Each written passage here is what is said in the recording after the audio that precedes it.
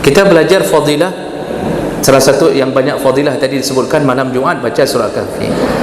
Pasti nanti kalau diberikan kesempatan ada yang bertanya, bagaimana dengan kebiasaan kita membaca surat Yasin? Kita belum sampai ke fadilah surat Yasin. Bapak Ibu yang dimuliakan Allah Subhanahu wa taala, sebenarnya kalau model pertanyaan mana yang lebih benar, baca surat Kahfi atau Yasin, pertanyaan itu agak sedikit rancu. Maka sebaiknya yang ditanyakan adalah mana yang lebih utama, membaca surat Kahfi atau Yasin. Jadi perlu kita kabarkan lebih dahulu bahawa tidak ada dosanya membaca surat Yasin. Jadi tolong jangan labelkan bid'ah pada teman-teman kita yang membaca surat Yasin. Karena setiap surat berdasarkan secara umum, semua ayat, semua surat kalau dibaca kapanpun, malam apapun, tetap dapat pahala per huruf, dapat 10, tetap dapat. Aneh kalau tiba-tiba ada orang baca surat Yasin kemudian kita bid'ahkan, dia berubah jadi dosa, kan aneh. Jadi orang baca surat Yasin lalu kita katakan bid'ah, karena kalimat bid'ah yang dimaksud pasti yang dimaksud adalah dhalalah dalam pemahaman itu. Apakah berdosa orang baca surat Yasin? Tidak, Bapak Ibu melakukan Allah, tidak.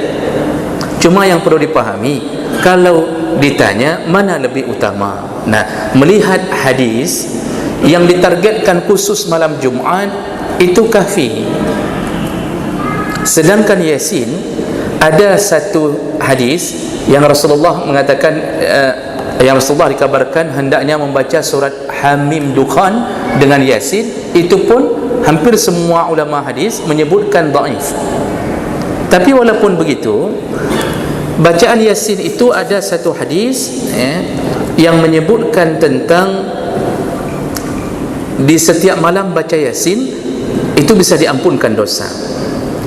Dalam kitab Syu'abul Iman, Imam Baihaqi menuliskan an Abi Hurairah radhiyallahu anhu qala Rasulullah sallallahu alaihi wasallam, man qara'a Yasin, barang siapa yang membaca surat Yasin fi lailatin, di satu malam, enggak disebutkan malam Jumaat, di satu malam, ibtigha' wajhillah, benar-benar berharap keridhaan dari Allah, ghufira lahu, maka Allah bisa ampunkan dosa-dosanya. Tentunya yang dimaksudlah dosa kecil, karena dosa besar selalu diiringi dengan taubatan nasuha.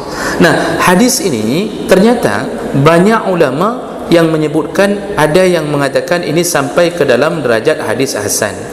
Imam Asy-Syaukani menyebutkan bahawa hadis ini tidak bisa masuk ke dalam kitab-kitab hadis palsu karena banyak penguat, dan beliau menganggap hadis ini sahih. Jadi kalau begitu sebenarnya tidak bermasalah. Oh, mau baca Yasin sekali kemudian pindah ke Kahfi, tidak masalah. Cuma kalau ditanya mana lebih utama, langsung 3 hadis menyebutkan bacalah ya Kahfi malam Jumaat, bacalah. Jadi langsung disebutkan malam Jumaat, malam Jumaat, malam Jumaat. Dia dapat fadilah bercahaya, dapat pengampunan di antara 2 Jumaat. Jadi sebenarnya hanya berbicara tentang mana yang lebih afdal. Kalau kita sudah tahu, maka mengambil yang lebih afdal adalah lebih utama. Mungkin orang pertama tidak terbiasa baca surat Kahfi, yang kedua memang lebih panjang daripada Yasin, dan kalimah-kalimahnya kalau tidak terbiasa terasa lebih sulit. Tapi harus dipaksa, Pak.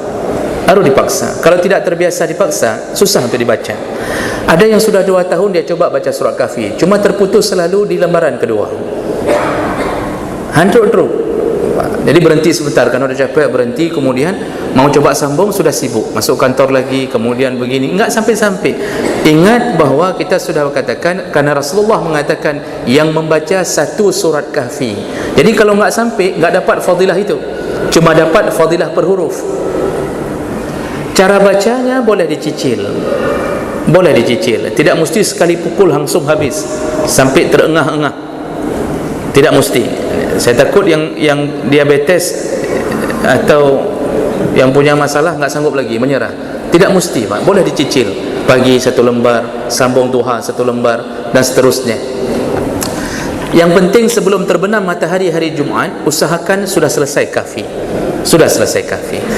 Maka segala sesuatu menjadi biasa kalau sudah dibiasakan.